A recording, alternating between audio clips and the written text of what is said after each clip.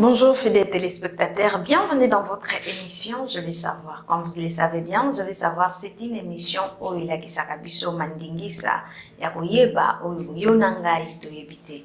Comme je vous avais promis l'autre fois, aujourd'hui dans Je vais savoir, nous allons recevoir un renommé pasteur, papa évêque, qui va nous parler sur les esprits inquibes. Les esprits inquibes, il a kisi kaka, ba femme pe ba mari de nuit.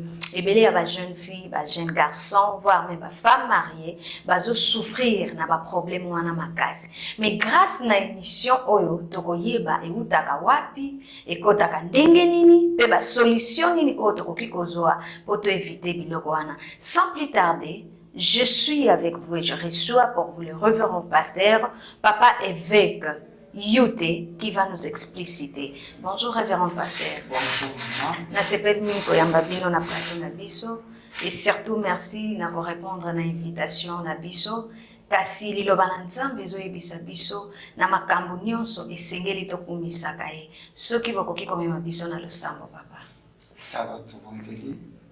Éternel notre Dieu, tout précieux, merci encore une fois pour la grâce. Yo salue le biso na journal lelo. Pe olingi otalisa biso mabombami oyo ekokomema biso na kimia na kati ya mabota. Tolobi merci totiki molimo mosantu azala na contrôle kobandela biso kino tokosukisa na kombo na Yesu nde na bondeli. Amen. Amen. Révérend pasteur ndenge tosili koyebisa ba fidèles téléspectateurs baza ebele na mokili mobimba bazolanda biso kasi bakolenga koyeba mari to femme de nuit azalaka réellement nani? Merci beaucoup pour la mutuna. Mari to femme de nuit. Et tout le monde a déjà le mot nuit. Donc, ça tout. Tant que tout le mari ou femme de nuit, et ça lui makambo les camingi na tout. Donc, ce sont des démons. Un cube ou cube. Quand on parle d'un cube, tout le monde a mulimu wana na kati ya mwana mwasi. Ndiye motu bengaka un cube. Ce qui toke na s'occupe tout le monde a mulimu wana na kati ya mobali. Et d'autre part, tout le monde a mwasi toko esprit à Jézabel. Et pas ya mibali tout le monde a Asmodée. Un cube, c'est cube dans le dictionnaire français, ce qu'on a mis de l'esprit. Mais dans la Bible, on nous parle de l'Asmodée. Okay. Asmodée, selon le livre Tob, chapitre 6, là, on comprend que l'esprit de mort, ou l'esprit mari de nuit, ou asaki kobuma. Mibali ou nyonso Sarah bandaki kozwa. Donc on l'appelle Asmodée. Donc ce sont des esprits oyo eya kami pour manifester mingi na relation sexuelle. Donc bango baza mingi kaka pona ba relation sexuelle na mutu. OK. Esprit to mari de nuit ezali oyo yaka pona relation sexuelle ya buto. Kasi papa bakotaka lolenge ni. Mari to femme de nuit bakotaka na vie ya mutu na coutume na biso eza na ba cérémonie mususu basalaka mwana na botami te. Mwana famille moko asobi ke mwana na so abotama mwasi azala mwasi na ngani. Mususu na ba cérémonie ezalaka mwana si akoli abandi kokola mais eza na mutu moko azotala ye na vie ya lisu malamu te pour adétruire destinée ya mwana wana. Mususu akotaka na bana basi oyo batikaka baparti ya corps libanda polele atiki kwesi libanda atiki motolo libanda sotambola demi à moitié ni. Donc nde yango ezalaka baporte ya kokotisa démon ya mari ou femme de nuit. Et puis entre monsieur ezalaka na bafilme ya porno. Alors kotala yango ebendaka mpe badémon wana bakota na kati ya vie ya mutu. Ebendaka kasi kotalaka ba film pornographique pe olataka yo olataka mutakala tango mosusu olati neti olati te eprovokaka ba femme to ba mari de nuit. Papa, femme to mari de nuit dega nini akozaka na vie ya mwana mutu? Na toza na biloko mibale. Mosusu ezalaka spirituel, mosusu emanifestaka physique. Oya spirituel, okobanda komona ngo par de rêve. Okobanda komona olali na butu, ozwa kosala relation sexuelle na elongi moko omesana komona ngo chaque fois. Ok. Et puis, tango oloko omesana komona ngo tango ozo komona ka yango lolenge wana, okoya komona ke efe mosu ebanda komona na nzoto na yo na solo. Mwana mwasi akokoma na solo moko boye na nzoto oyo de mwana che okomona ke mobali akoya mais en quelque temps bomona mobali akimika ye moko. To mari de nuit na kati ya nzoto ya mwasi to mobali aimposaka bahotere moko ekoempêche yo po ete fiancé akoya yo limaka kaka fiancé yaki ti akei ozo comprendre te. Donc il a mis quelque chose à toi qui va empêcher mibali ya musunu baya mibala malamu ya même pas moi mibali. Et deuxièmement, on est spirituellement bakado mususu oyo bayelaka biso omoni ke na kotolali bato bazoelo bakado bazopesa bakado voile la nuit bato balaki so bacouronne balataka couronne mariage na butu omonaka yango na mioto wana azoparle sur le plan spirituel.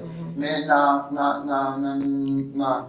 physique boye okomona ke nge nati koloba mibali baokima ou soit okolala na butu osantaki ke oza na mobali et puis omoni befe vraiment ya sperme ya mobali na nzoto ou soit yo mobali olamuka bomoni ke ozaki na relation na mwasi omoni mpenaki befe wana ebimi na kati ya nzoto befe na bango ezalaka bongo. Et puis okomona ntango aza na kati na yo omona mwa mwasi quelque soit bote azali omona elongi na ye ekokoma na babiloko mosusu mpe banda koempêche kaka mobali na mosungo asepela na ye oyo tobenga mingi masque de vieillesse de mari de nuit nde moto batiaka yango bamipozaka mpo eempêche kaka libala malamu to mpe barelation malamu pembe na yo parce que eza baphénomène. Donc okomona akomanda kobebisa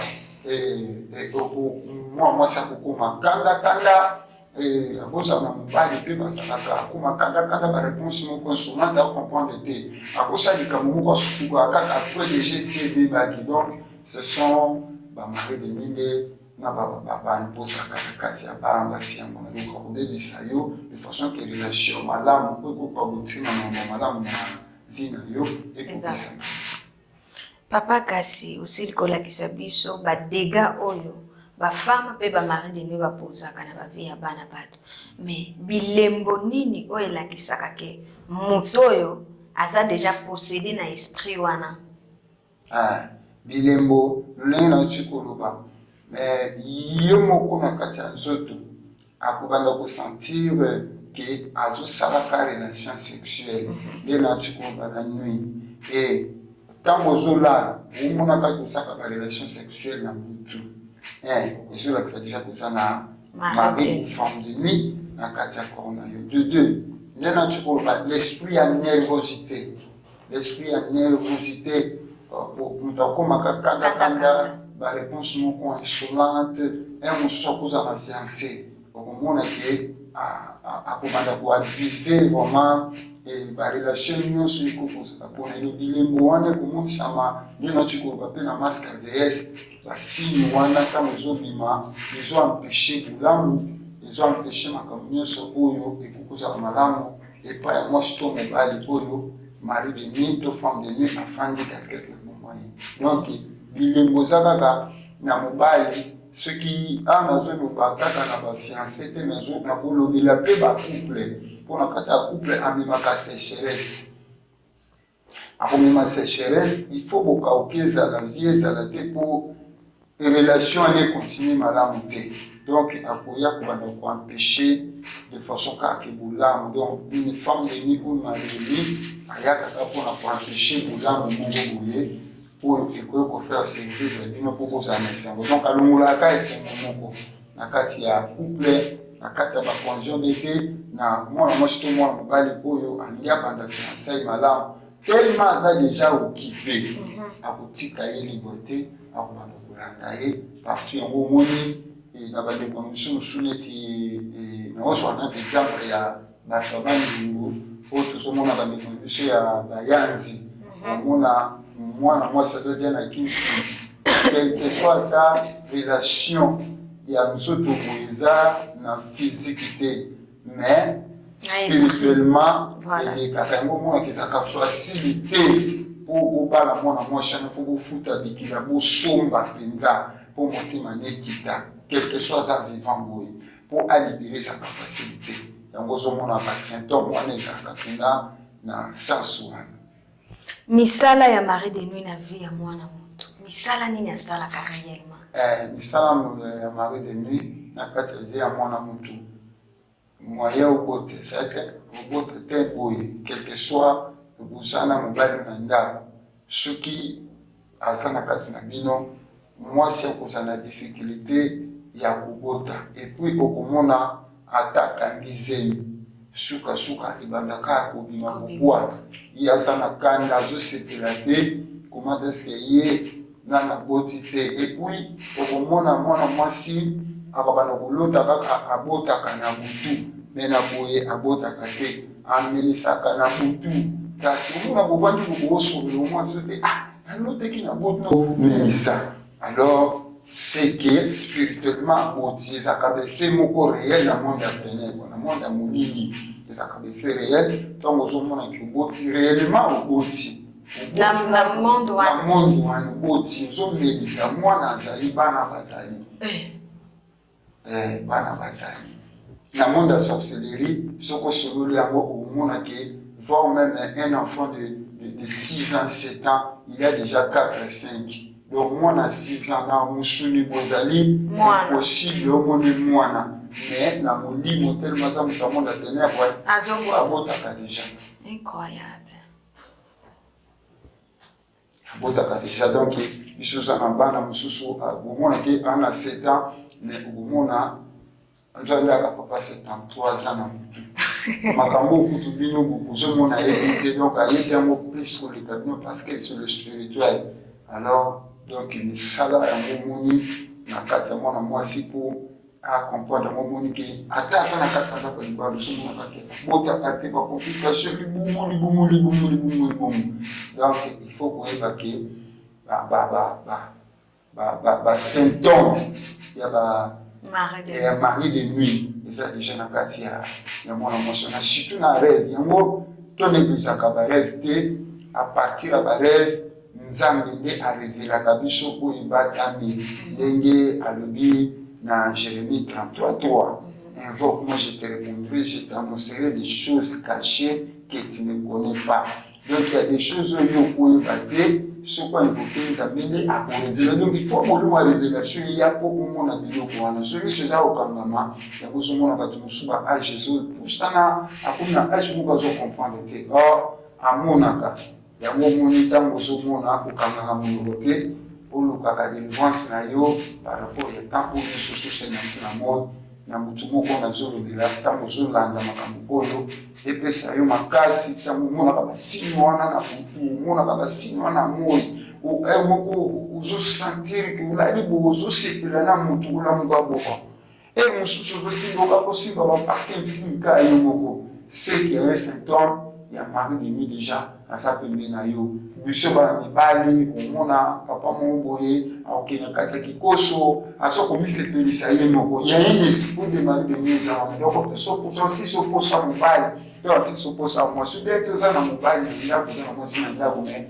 posa na yo pokenda kosala bageste moko oyo eza kopesa mpenza lokumu na mariage na bino te seki ya na présence ya mari de nuit aza tout femme oyo ezala donc aya spirituellement ando amputé yo pour oleka na baréaction wana. Donc papa bolingi bolakisa biso ke femme to mari de nuit akoki kozala pe na base ya destruction ya libala to na divorce. Ok, olobi malamu parce que akotika yo obali poza na bangongo obali po kozala makoki obali oke na yo parce que wana ekoma sikoyo guerre donc okoti nde na kati ya guerre po sukasuka kuna yedi place na ozelo akotika na ye atiki oke donc ekoma place ngo omona kaka complication mona tobisa yo ke omona abandi kokanga baporte baressource surtout soki wana vie de prière te akokotisa no sécheresse omona motu mosusu ozoba nga to nazalaki mopakani ubete to nazalaki nga moko na mbe komona vie ezalaki bandamu mais banda kaka tokutana na seru na ocomprendre te makambo eza changer c'est que y a un esprit ya mari de nuit ubete femme de nuit ubete sera na eloko te mais yo moko oza na femme de nuit na yo azo empêché yo pour évoluer pour akata donc baza ba divorce ba séparation makambo bele mari de nuit azaka base pe na hauteur ya makambo. Sikoyo na biso ba jeune fille pe ba jeune garçon na babali te est-ce que mari de nuit akoki koya pona ko botola yo esengo wana okutana na mutu malamu te? Mari de nuit akokoya yango omoni na vie to comprendre eloko moko rien que nzambe nde motu oyo akoki koempêcher biloko wana tellement eza phénomène moko eza réel parce que Bible lobi que la terre est sous l'emprise du diable. Motu azo diriger mokili oyo eza satana aza na contrôle ya mokili oyo yango omonaka mwana ntango azokola ntango azokoma ntia na age ya jeunesse il faut ayeba nzambe po ete akoka kozala épargne na biloko wana. Diable atalaka ayebaka déjà destiné ya motu ayeba destiné ya motu atali yo ntango ozobotama motu abotama na étoile na ye so tali na mokanda Jérémie ntango nzambe azoyoba chapitre 1 ntango nzambe azoba na Jérémie avant que tu sois formé dans le ventre de ta mère, je t'ai connaissé, je t'ai déjà établi comme prophète des nations.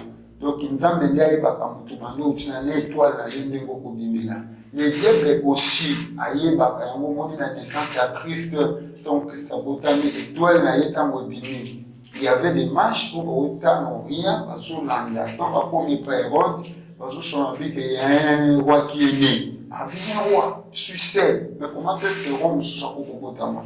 Habiter, pour qu'il ne soit adoré, tant que son les mages connaissaient déjà valer l'étoile. Parce qu'on a vu son étoile. Donc, mon étoile, mon royal, nous avons différentes étoiles. Il y a un mot, Bissoba Nazam doit représenter par des étoiles. Les 12 étoiles de Jacob. Et donc, nous, les enfants de Dieu, nous avons l'étoile. Comme Christ est mon étoile du matin, nous avons de façon que tout y est bas. Nous avons dit que le diable a conquis pour les Sengowana par rapport à Nengue, aux hommes à l'étoile à Yo, l'étoile à Mabala, l'étoile à Misala, l'étoile Ningi Oyo, tout le monde a commandé à obtenir le sale et la carte. Ce sont des choses qu'on va dépouiller. Je vois le monde à tenir mon être tout seul là, pour l'appeler Saint-Moana, les Anaka, même le Tchoukoubaki, moi, Natango, abandi déjà pour y Bamakan. Il faut aller banza. Mais après, comment est-ce qu'il faut se protéger? Pour être étoile, na yo et bébaté, il faut y banza. Satan a quoi pour qu'on t'a la badi, moi, je suis pour yo, à cause de la malade. Il va combattre l'étoile. Et l'autre diable va combattre l'étoile. Il y a un moment où on a qui malam, comme la âge, moment où baby il y a il faut beaucoup d'attention pour les parce que même moté. Le batango, na te ya kango mingi, tant aux autres mananda, pour couper ça n'importe qui moté. eza na place mosusu nzambe apesha mpena ke nemoni bakopesa mbote te. Donc ayebi pourquoi parce que nga nakopesa mbote obi place na uti te nasepelaka na se mpona ozwi ndenge nake na monde atenabwa nasala incartation nango mbote kaka mpanga to na kosimba yo boye mbala moko na déverse eloko ozaki epa na yo okomi domine place okende ozokomprendre surtout okomi kaka komona nga na motu komomona nga na motu tia to ozalaki makasi okozala servi pourquoi déjà mbote na ngai etransmetaki quelque chose de même na monde atena kwa ndenge baka kosoba to esengo na lui akoya pour adépouiller ye musane za adépouiller bolango ze pana yo pour vivre beauté bana basi bana mibali surtout de notre koloba ozotambola oza to ebolele ozotambola olati kilote nzoto nyonso eza vraiment décoré en tout cas nde place oyo yayaka ntango otala parce que yo monde moto ofongoli poko yo même tofongoli poko akozala na facilité mpo aya akota mpo alongola yo esengo donc jeune sœur jeune frère problème ezaka problème akoyeba nzambe mpo témoin maîtrise par rapport à Saint-Esprit ntango ozosambela nzambe puis vie de prière nde yango ekoki koempêche mpo te diable akota te mpo mari de nuit akota yo te donc mpo mari de nuit azwa place na kati ya vie na yo. Papa, à part balien ya famille, puisque aussi le kopesa biso ndakisa ya bayandi ba o bazalaka na problème côté ya libala kintudi ezalaka wana à part balien ya libota eske neti ba biso ba jeune fille ozo vivre na mwa mobali moko okoki pe korite mari de no partir ya mobali wana to mwasi wana to ndenge ni puisque place wana tozalaka na confusion. Merci beaucoup pour la question. Okoki korite mari de nuit parce que état d'âme ya mobali oyebi yango état d'âme ya mobali oyebi te to état d'âme ya mwasi koyebi te akoki kozala sorcière ou akozala sorcière akozala occultiste akozala motu moko ya bakisi sikoyo lokola alingi yo mingi mingi na nzoto boye akolinga sikoyo abanda koutilize esprit na yo partout okokende ozoso mobali mosusu te ozoso mwasi mosusu te par rapport ya sémence ezalaka parce que quelqu'un ko aza moto yango datenable ya une sémence ani donc akoya koimpose yango epa na yo kote yango nde ekoma sikoyo neti lien oyo ebanda korele libanda famille ebe eloko moko te mais relation oyo okekota yango omoni barelation nyonso biso bana na nzambe esengaka ke état d'âme mpe état spirituel mbongo liboso te. La Bible dit que le présent aveugle eloko bomaka biso présent moto ayeba okutani na ye apresente yo babulamu moko boye koaccepte okobondela na nzambe te par rapport ya badifficulté oza nango voilà pourquoi yango wana omonaka accès wana ekomaka epa na biso donc ele moko tuna nzambe mpe ezalaka malamu nzambe akoki koboya tuna obondeli nzambe ke nde notre koloba qu'invoque moi je te répondrai je t'annoncerai de grandes choses des choses cachées que tu ne connais pas ntango obondeli nzambe akotelisa omoni nga bokoko me moto yango tozalaka na ye nzambe olakisa na ye aza ni boye ntango oza déjà na interprétation ya médité tu comprends déjà que motueza malamu te motu mosu omona nzambe olakisa kaka motu na makolo aza na maboko te eza déjà signe motu mosu olakisa ka eskelete omoni mpe eskelete to nazovivre na motu moko aza motu ya biso na mokili oyo te motu mosu omona okovanda motu kovandaka na ye mosu omona ke mosu azoloba bozomona balimiere ebimi na monoko mosu omona ovandi na motu boye bangusu donc nzambe akomi mona baparametre il faut faire comprendre que celui qui est auprès de toi, en ça, na sémence à ma vie, ou à côté de pendant le gola, à côté de mais il y a des problèmes, moi, ce qu'on nous a mis, ce qu'on nous a dit, et vous allez pas sur mon avis, à mon pays, qui tout comme tous les autres bandés, donc sémence sur la chacun, on va perdre beauté, on va perdre chance, pourquoi? Parce que conjoint, ami ou okutanaki na ye etanda mpeta spirituel na ye oyebaki yango ezalaki malamu. Papa bosi toza kaka na basini wana bosili kopesa biso lolenge ya basini ndakisa na ndakisa boyebisi biso kuna motu akoki koherite femme to mari de nuit na cadeau boexplike biso na place wana mpona comprendre bien te nde nini moto apesi nga papier mais aposede ngai à travers papier apesi ngai. Ok. À travers ma cadeau, Non, quand tu vas voir qu'il y a un cadeau empoisonné. Au cas déjà. Donc, est-ce que tu as un cadeau naïe, il y a évité. Il y a d'autres cadeaux, ça va prendre la destruction naïe. La moto a été articulée, on va dire articulée évoluée. Il y a des places où il y a des gens qui ont au Canada, même Pharaon, avec quel période en Israël, avec ce moment de Bozo, Bino Nicolo Bobima, mais Botika Bana na Bino, na Biloko na Bino na Basi na Bino. Bango habité, Dieu nous a dit de quitter tout le monde surtout. Bazongi pour les deuxième fois. Abi Bokende, mais Ayeba qui le Korama Ezali Bosso, Bako ça va toujours empêcher. Nene Moko. Et Bako Chika évoluer. Évoluer, vous allez voir Tabaza na Singa, vous avez sous contrôle na Bango. Des cadeaux, toujours na cadeau, nous avons besoin cadeau elamba. Batumsu basambe la patte, mais c'est elamba, c'était kaka azamote mamala ma pesi elamba. Mais l'esprit qui est derrière cette elamba, vous voyez bien beauté. Mutako ela yo cadeau, mutako ela yo sapato, akwela yo sous-vêtement, akwela yo ngamoko naza témoin, mukolo moko toujours semble na tongo. Toujours semble na tongo, toujours semble na tongo. J'ai vu moi mon corps sur le banc, je suis papa, maman oui kayi mon condemné. Oh maman oui ndi maman zaki malamu tunambaki maman oui. Donc tukei tuko ndako tukuti maman oui, maman ça ne va pas. Toi me mets à l'hôpital, l'esprit me dit que bon me mets à l'hôpital té. Tu me mets à l'hôpital té. Tu m'as dit qu'on semble là.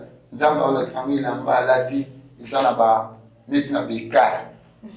Kwa ki mwa shabatu.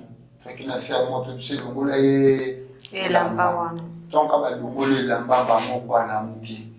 Tango la muki or la muninga na ye envie akanya kuna ye. Mais ayela ke kadoka ya lamba. Tango la te lamba on est fier des acquis kitoko ma 12 mais andaka kufa. Pourquoi déjà yaka na pusanda kuana ayaka na ndafa kwa kutanga kuana. Donc il a makaka et kuisi kwa bibi na kufa.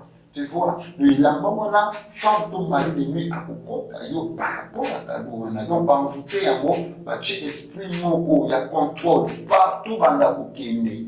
Pendant que l'évolution dans le sport là le repos, bah ça la capacité. Il y a beaucoup ça mais ça m'a donné na katia. Donc il faut beaucoup d'attention à ma cadeau, surtout nous taper le cadeau. Vous voyez des esprits les anciens à côté. Et même la sorcellerie, tout ça, comme on a cadeau, on tape sur nous, on va cadeau. On tape sur sorcellerie, on tape sur elamba, et on tape sur lipa, oublié. Aussi, on va beaucoup de commis, donc, les enfants, vraiment, et cadeau, moko, ceux qui posent cadeau, il faut qu'on s'en la mingi, bague, on a la monnaie, on va payer bague, mais bague, il y a des niches. Partout à Zali, on va retarder les gens. Car Badouana, ils ont vraiment caméra. Donc, le mouvement, on est sur ce talent. Donc, ça, on est là pour l'égalité, ce qui est là pour l'égalité. Kado bana na nzambe, izana makambo. Papa tozaka kana kati ya basini. Ndenge nini mari de nuit, akokota, na nini ya lokela. Po parmi basingo, pesi biso na yoka kipe. Mayaka o ba jeune fille ba chaka na oya makolo. Et kutala na ba ornement.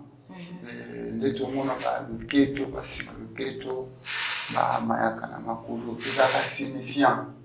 Soko tali na Bible omona ba tonyo so bazaki ba umbu. Bible nda ko recommander bango fuba za na bilimbo.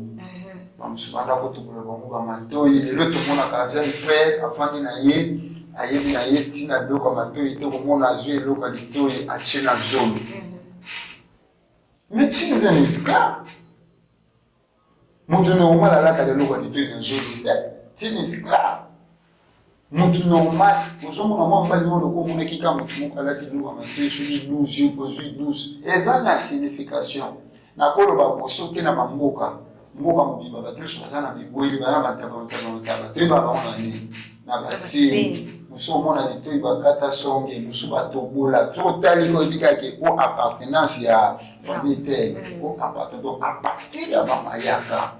Na monde tene bamayaka wana ezaka na vocation. Biloko bile tout monde a ba chaîne bamayaka. Mutu moko le gars qui est na télé alati ya moyo monde alati. Or, à outaki quelque part, mais c'est que concert aux autres états. Pour nous épater la ninga. Bazuma yanga wana batravailler en pâtissier avec la loquette tant bazopina bazomona eza esprit à séduction na kati et puis esprit à séduction wana ya mari de nuit to ya femme de nuit yango mona bango wana mona tango la yanga wana omona bango na bango batombo na ténèbres wana ba kana facilité pour la persuasion ba wana ba même esprit ça même esprit absolument.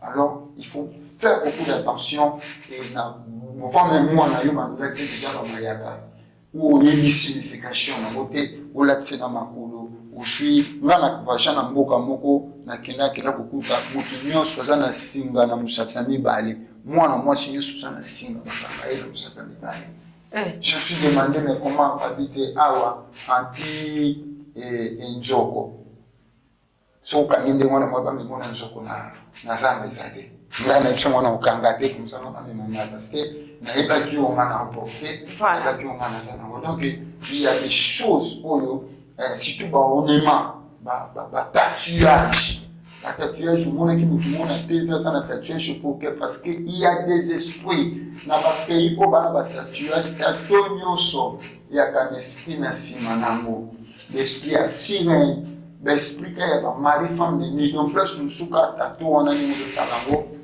et Jésus signifie déjà quelque chose il y a accès il y a monde à ténèbres monde à il y a monde à ténèbres pour que ni sala ko bon bakile ko ça spirituellement ou en azam tuna bango yango moni il faut beaucoup d'attention na ba ornement ba bague et tout le monde a ba bague magique et ali tout le monde a ba chaînette ba comète magique et ali tout le monde a ba chaînette magique et ali et tout le monde a ba mayaka on a le tête magique et ali et ba mayaka makulu yango moi ça c'est la sentimenté beaucoup qui peut sous ba beti yango au combien victime ya malade moko na kati ya corps parce que ba meki ko peser loko wana yo lati yango pona fantaisie mais bango ba yebi keze loko na bango zalaka ya malamu te.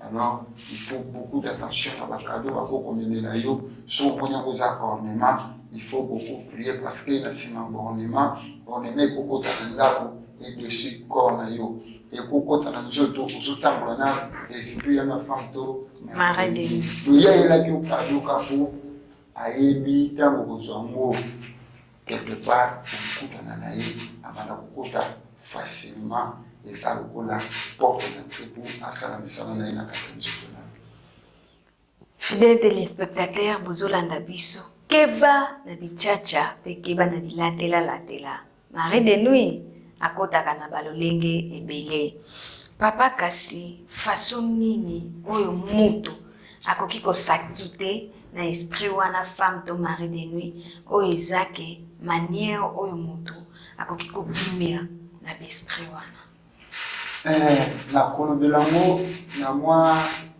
balolenge mibale to misato.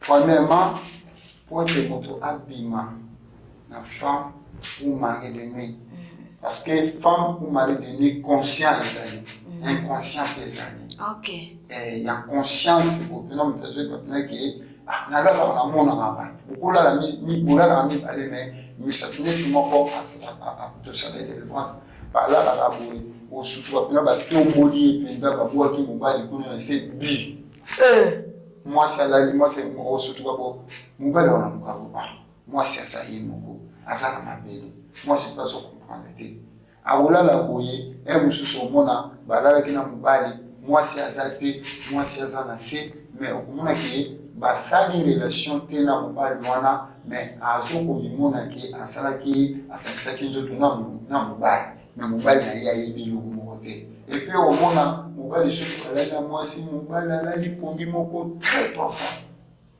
wana malgré na ye aye kosala misala na ye kosala misala na ye alors pour na ko éviter yango eloko ya liboso eza koyeba nzambe koyamba yesu kwa mokonzi mpe mobikisi na kati ya vie na yo nde okozala na protection bebe na elate okokompeshe te mari deme mpo akota de toi elobeli na ezaleli parce que mari deme mosoyaka mpona prouve ya mutu mwasi akalobeli wana olakisa ye soso oza na mwa yesu ya moke osambelaka malamu te na facilité aya apelite akota epa na yo meme mpona kosaki te ezaka problème akoluka délivrance koluka basali na nzambe oyo baza na maîtrise ya makambo yango mpo baoriente yo moto omonaka befe ou bien tomonaka befe te na nzoto boye mais soki oloti obosanaka parce que monde wana mpe ezalaka ntango aye asali ntango abima avekle yo okokafanda bo me nasantaka bo me obeta ngo papa atobeta te atodécourage yo azolinga te okoka kodévoile donc mpona kosaki te il faut chercher la délivrance et accepter Christ comme Seigneur et Sauveur nde yango efili le seul moyen pour ekosaki te na makambo wana likambo ya délivrance yango papa pasteur puisque awa basali ya nzambe mosusu okokende boye mpe wana tokolobela yango mokolo mosusu kasi baconséquence nini oyo eza na babiloko na besprit wana eza baconséquence nini baconséquence wana ya liboso soki oza marie eloko ya liboso soki aye na kanda divorce lelo bafare ebele ezali divorcé cause ezali bamari to femme de nuit lelo bana ebele baza mari bafaye ebele panzani eza na souffrance eza cause ya mari mpe femme de nuit donc ya koya ya aseparaka mpo yazwa esika ntango akoti wana mpe aza kaka na objectif na ye yo bobota yo ozobota par esprit yo na bozobota na molili azosala bakosa na ye azosisango na molili mais yo moko ko oyebi te alors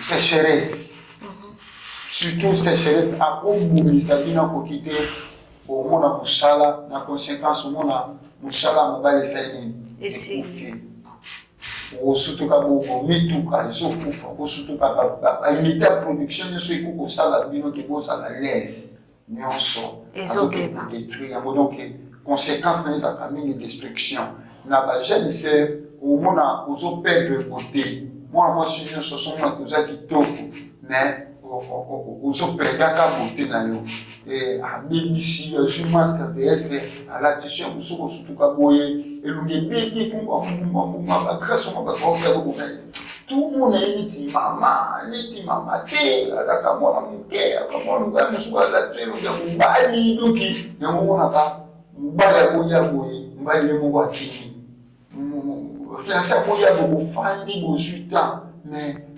ofiance akimi soki akoki kote wana te atie yo nervosité na bajeune sere okosutuka mama nengina te ya mwana mwasi moso bolinga kotomboka luka bazali na nzambe mobali lokatelaki kaka mangala doki oya kosutuka bakoselesenzire après wana ye sopesa ezemisana ya kei yo soki okoselesenzire jo na kei ake ndenge nini ozokosa ntango moseki oyozanga mpona nini alors ye conséquence ezalaka kaka adétruire abebisa na bana mibali nde noti koloba omona mwana mobali mosusu akomi pele akomotia biloko ya matoi ye mpe akomi kolinga azala lokola mwasi pédophilie nde tobenga yango mwana mobali azokoma mwana mwasi ce sont des esprits mais ezalaka mingi kaka na mingi na bapapa na biso ya basiance okite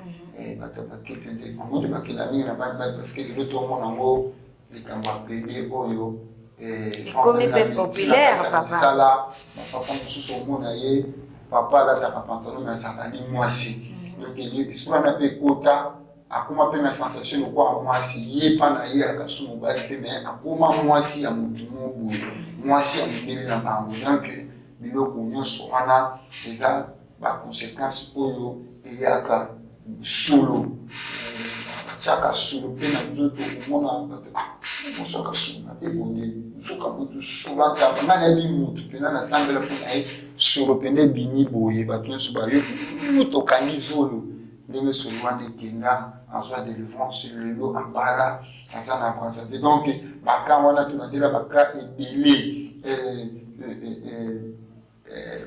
mauvaise haleine mosusu mosusu eza mauvaise haleine ka ya monoko mosusu apena nzoto tu te sens vraiment na yo moko mokofanda nazolobela bana mpasi mibala kofanda yo moko mosusu akolinga kaka boye te mais naza koyite okozwa mafuta pene ezopakola bokubuka ezosila te wana bife baconséquence wana donc bolamu ezala te yango wana ozomona nyonso wana il faut koluka kaka délivrance po ete okoka kosan sortir na donc baconséquence eza mwa ebele mosusu akomemona kufa soki amoni tembeleki soki oza na otyakaki peti aboyi mobali mpo atikala korenye na yo malamu ubien te aboyi mwasi mpo atikala korenye no malamu mpo femme de nuit abomaka mobali oyo azokomplike mobali na ye ya butu mari de nuit abomaka mobali azokomplike mwasi na ye na butu ezaka bongo donc akomema yo mpe akotya mpe maladi moko supa maladi moko esilaka te mpo aekarte yo mpo ye nzela na ye eza normal avivaka na ye mais malheur eza nde ya motu oyo aza mwasi ya moto na motu akovivre malamu te na mao malheur mpe ezali ya mobali oyo mwasi te azali fami ya quelque part na motu donc baconséquence oyo nini ya komona bamaladi bamosusu basala avc po atali boatikitiki yo bamoni ke ozoresiste kaka sa nzambe obeto kaka eloko mpo ye atika na nzela nyonso ce sont des conséquences eyaka bamort badivorce bamokaoki échec okende place moswaki te soki azwi bongo bayana esenga kolia te bien ye alaka na motu akozwa eloko te okembono nyonso ebeli nini wana keleki kope mpena ya daru ocomprendre omoni mosikoye momi oyo boye momi oyo tanga fuluka mosuka omeka aza nango normal topase mosusu bavi mo oza normal oyo tozopase lelo bajeune fille bajeune garçon bamama bapapa na kati ya bacouple eza bavi moko anormal à cause ya femme to mari de nuit oyo asi afanda 50 ans mosusu eza nde natie koloba mosusu eza bi bacoutime bafamille parce que na Joël chapitre 3 so ntangi omona bazoloba Israël kita vandi tomona moto ateka mona bowumbu yesu bateka ye teka ye telaka na pièce d'argent tomona Joseph bateka ye na famille nyonso atekaki ye toza comprendre lelo batata ebele mpe bateka bana nango toteki ye bateki yo spirituellement ye aza melela conséquence ya makambo ebele eza wana femme mari de nuit ya famille mpona kanga parenthèse par rapport à conséquence tata na yo mama na yo na sous pression ya famille selon baculture na biso ya bafamille papa kota woto ayebi te mama kota woto ayebi te makambo esalamaka na bagénération na bango oyebi te makelimba mosusu aka bafamille toboyi bafamille te mais eza na makambo mosusu wana yango conséquence bateka yo déjà bakotisaka na eloko wana soki kolongwa ekomi problème tomoni yango mama batangisi yo klase malamu ntango okomi na suka ozokokozwa mosaka te mais okozonga na origine omona ke otangaka malamu sans problème otambolaka mituka malamu sans problème makambo nini nyonso olataka malamu mais komi ntango na yo ko balosala baproblème ekoti pourquoi basi batekaka balia deja ngongo na yo yotikalaka eketwapa ya bana koteka deja na bafamille mosusu bateka baparent basi bateka basi babalisa yo deja bapesa yo deja na maboko ya mutu moko boye ndenge mutu wana azali descendance mpe ezali akokufa me atiki kokitana donc mari de nuit wana ya succession asuccédé ti omona mpe vi ya mutu leki parce que likambo akoteka azotekaka bato donc mari de nuit mosusu cause à l'origine, la famille, tout, qui donc papa est sans mutu. Il y a côté capé, donc on a mis sur pour tout comprendre un mot et il faut que le cas de délivrance tant aux autres coûte à la nava bilo quand des mois nous sommes dans symptômes et la stérilité nous sous la stérilité nous sous oh le lot pas tout qui ne coluka comme il a mot bidon tout qui c'est le bango ça donc et ça l'origine à marité de femme de nuit doit avoir une attaque à la jalousie pour y obtenir à la jalousie en moni les notre pas victime il était à pas musuzali aika carbone du botal pour pas na souffrir donc à cause de ces mots termona moi si na boti na mutu moto mbala boti na mutu mo peut pas continuer pour vivre donc sont des conséquences mais mieux soit je sais nga délivrance et tant que j'en ai pas symptômes wana yo moi si moi mobile et yo pas poser na katanga ku ben fait wana monaka faut que nous na ça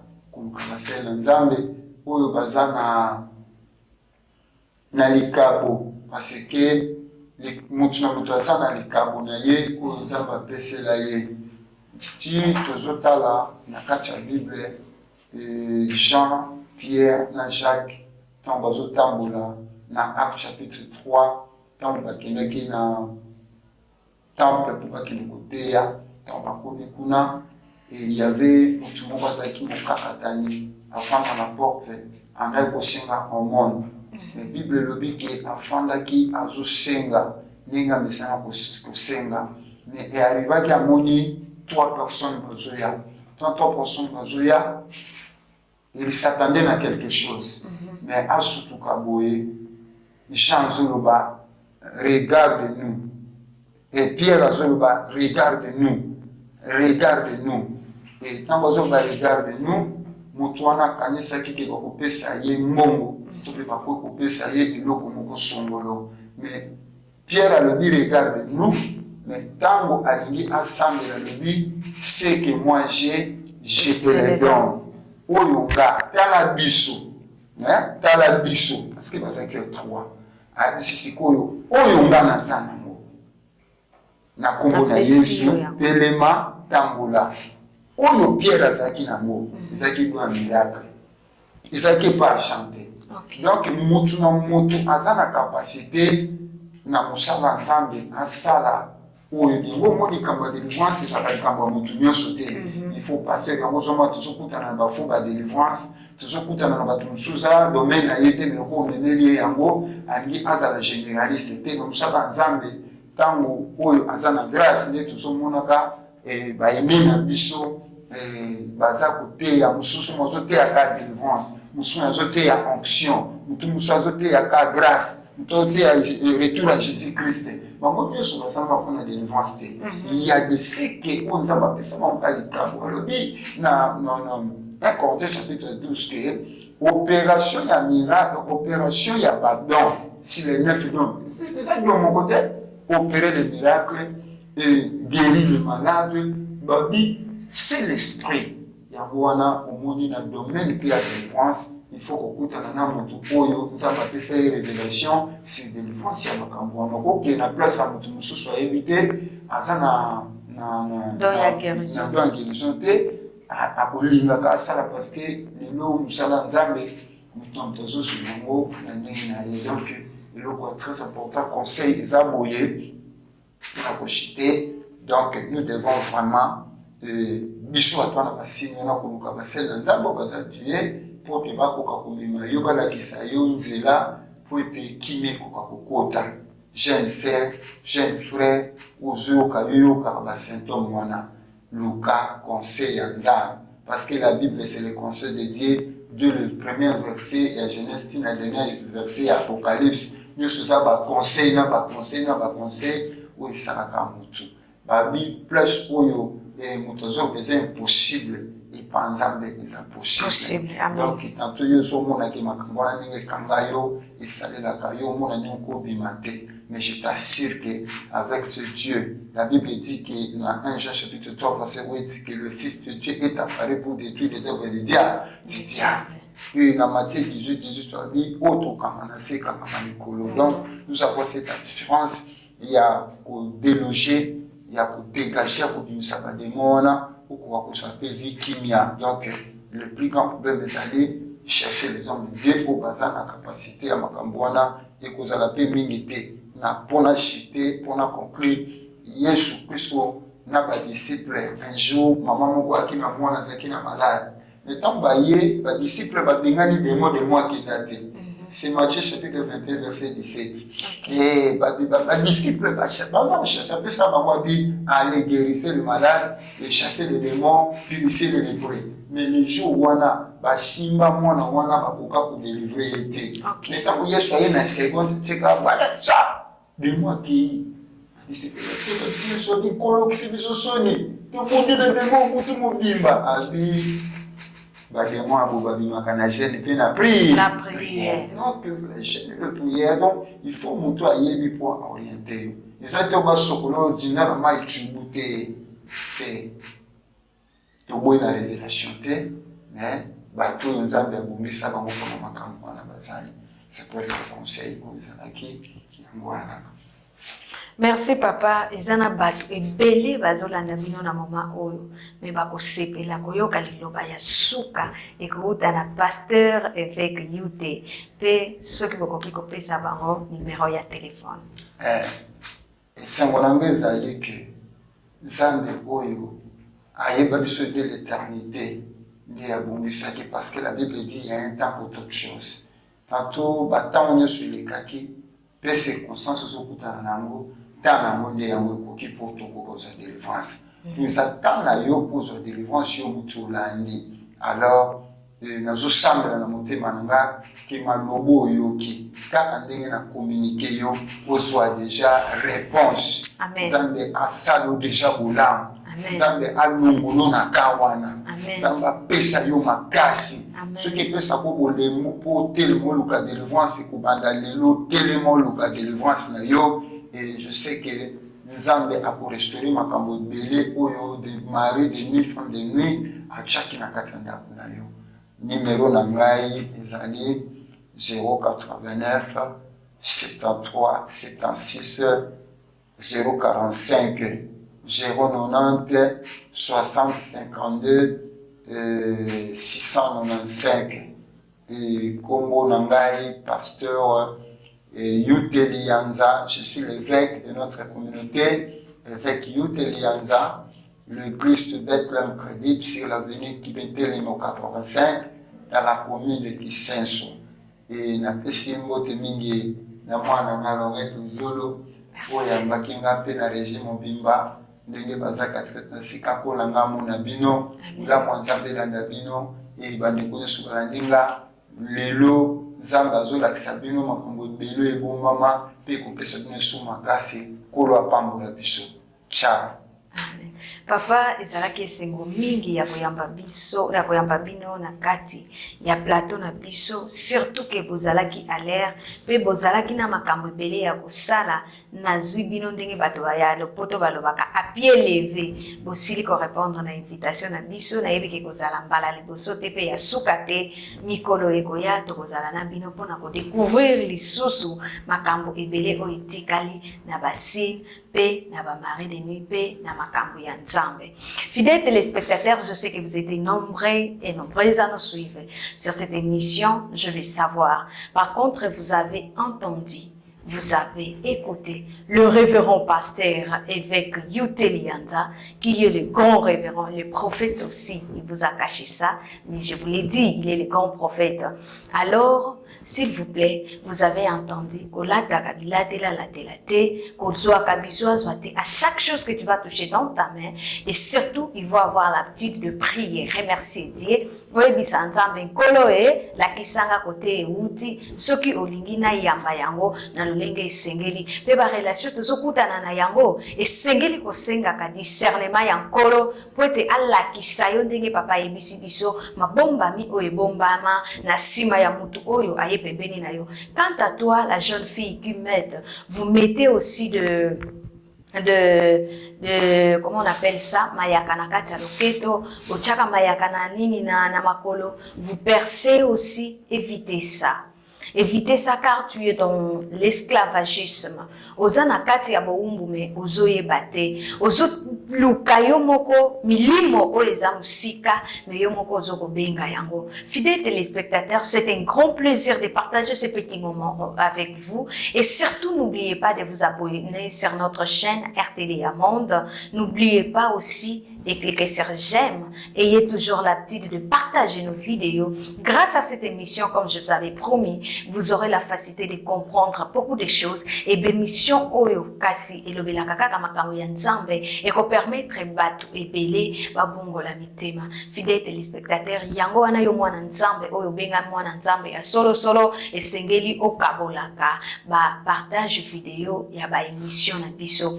Quant à moi, Luzolo Matondo Lorette, je n'oublie pas de saluer ma grande sœur, Chancel Vie depuis la commune de Ngaba, la grande couturière. Je te salue en passant. Je salue le pasteur Christian, le révérend pasteur depuis l'Angola. Je salue sa petite sœur Rachel Luzolo. Je salue Silombanza depuis l'Angola. Je salue aussi Périclès Luzolo.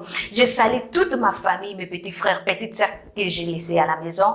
Je salue mon papa chéri, papa Luzolo. Et je salue sa femme, son épouse, Madame Jordine Makuta Tequilazaya. Je n'oublie pas de saluer maman bébé, petite Grécie en passant. Je vous aime bien. Je salue papa évêque. Et puis Jonathan, le grand caméraman qui était là.